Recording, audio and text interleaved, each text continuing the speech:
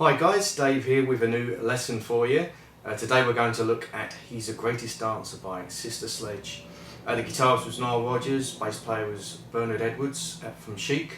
A bit of a disco classic this. I've had a few requests to do this one and it's taken me a while, but I finally got around to doing it. Hope you enjoy it. Okay, the whole song's in the key of G minor, and the riff that you're going to hear at the beginning is based on a G minor pentatonic. Generally speaking, when he's playing, he's picking quite hard to get quite a snappy sound, and when I've seen him play it live, he tends to play quite near the neck. Again, I think that helps to kind of give it a snappy sound. Other than that, it's quite staccato, meaning it's quite cut off. The notes are really short, which gives it that particular effect that we're after for this song. Okay, right, the first part of the riff. That's all on the G string, and you're just playing 5, 3, and then open, and you just pick down, down, up. Like that. So you play that twice, and then we move over to the D string and play the 5th fret, and we're just going to pick down, down, up, and we're going to do that twice. It's worth mentioning that he plays those a fair bit quieter than the first part, so there's a real kind of drop in dynamics at that point. And sometimes when I've watched him play it live, he doesn't even play it. Sometimes he just leaves that bit blank. So, personal preference. So, something like that. Right, second half of the riff. What we're doing there is on the D string, we're playing 5, open, 3, 3, open, open, and it's just down, up, all the way through. Like that. Okay, and then 2 on the 3rd fret, nice and staccato again, and then 5th fret, and then we move back over to the G string and play 3, open, and that's with a down, up. So. I'll play the whole riff slowly so you can hear how it sounds.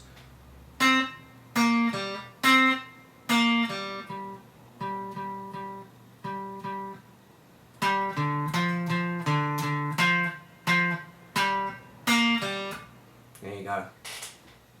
Okay, that's the main riff. During the verse he plays that 7 times. On the 8th time he plays the first half of the riff again. And then the second half, he plays this much, 5, open, 3, 3, open, open on the D, and then he just goes back up to the 5th fret. So it's just, and that's the only difference between that and all the other riffs. So the 8th time round sounds like this.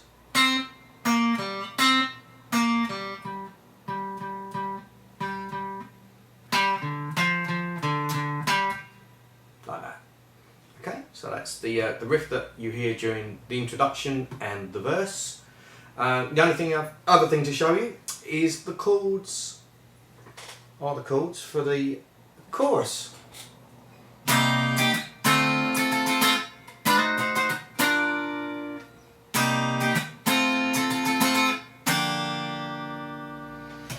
So what we're playing there is C minor 7, so you bar across the 3rd fret, 2nd finger goes on the 4th fret of the B, and 3rd finger goes on of the D. Very popular minor 7 shape, and for that you're just going to go down and up, and then I kind of do a muted down as well. Then we move that shape up 2 frets for a D minor 7, hit it on a down, and then we just go up, down, and together it sounds like this. Like that.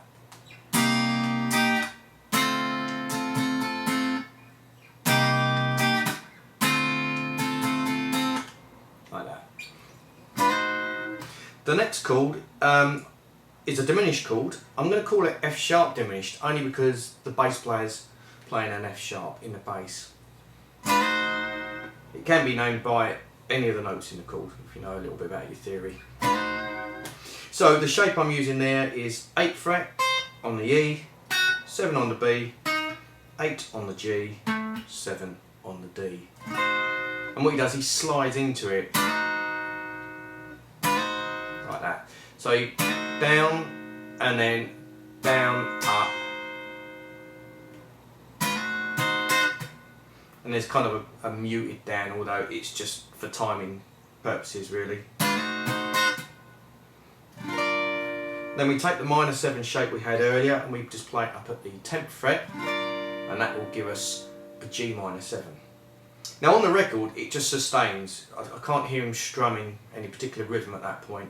Live he does, he just kind of plays it a bit choppy, so whatever you feel like doing over those 2 beats. So that goes together.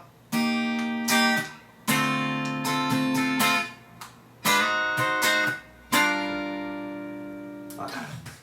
Okay, the second time he plays, all he does is add an extra up strum on the D minor 7. So it's down, up, mute, and then down on the D minor 7, and then up, down, up, down, up. Like that. Like that. And then he goes to a G minor 7 chord, but this time at the 3rd fret. So bar across the 3rd fret, and then hold down the 5th fret on the A. Again, on the record, it just sustains, but when he plays it live, he just kind of plays a bit of a kind of a choppy rhythm on it. So with a little bit of rhythm.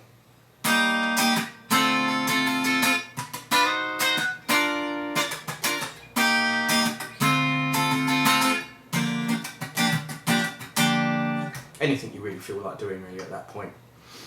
And that's the only other section to the song. It's just a verse and this chorus chords. I should probably mention that over the riff that you hear during the verse and introduction, it's just 2 beats on the G minor,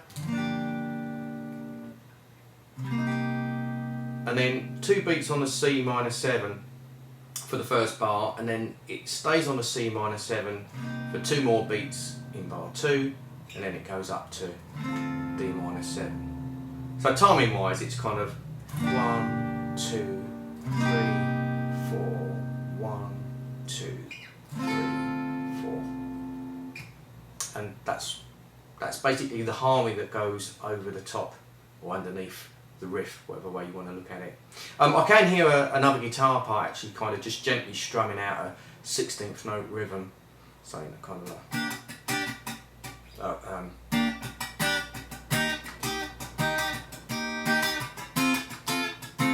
something like that. Kind of, it's not too specific and it's very faint.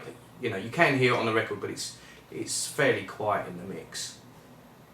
But the main part that you really hear is that single note riff that we played earlier.